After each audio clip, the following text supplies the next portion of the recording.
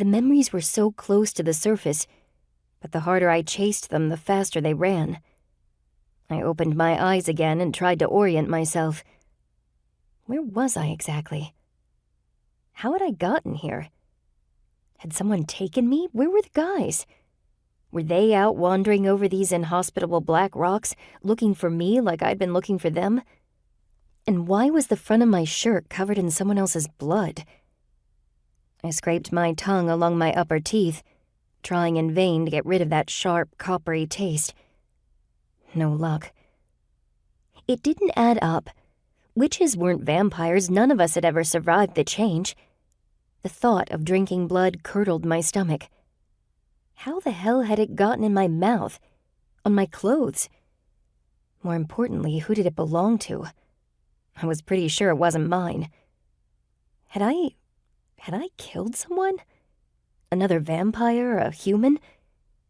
Water, gray water. Maybe something edible. Those are your priorities. Hitting the pause button on my morbid thoughts, I grabbed a sharp rock and used it to tear off the bottoms of my pant legs, then tied the fabric around my bare feet. The rocks were only getting sharper, and I had no idea how much longer I'd have to walk. As far as I knew, I hadn't seen any signs of life. Water, birds, even centipedes or fire ants would have been a welcome sight. But no matter how high I scrambled up the ridge, all I could see were more jagged peaks, rising up through the smoke. The vista was endless.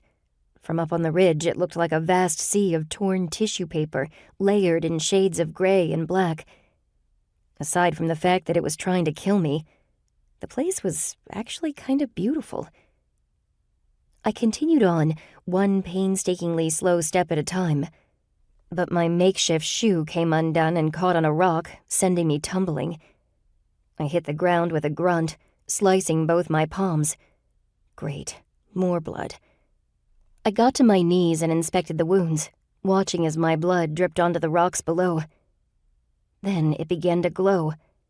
Faintly at first, then stronger, pulsing like a bright beacon. It was the first sign of my magic since I'd started wandering this place, and I leaped on it ferociously, slamming my palms against the earth, ignoring the stinging bite of the rocks.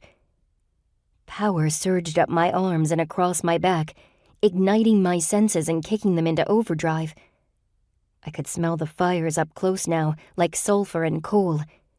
The bloody taste in my mouth sharpened. All around me I could hear the ash falling softly to the ground, and deep inside me my magic was stirring back to life, warming my chest and vibrating out through my fingers and toes.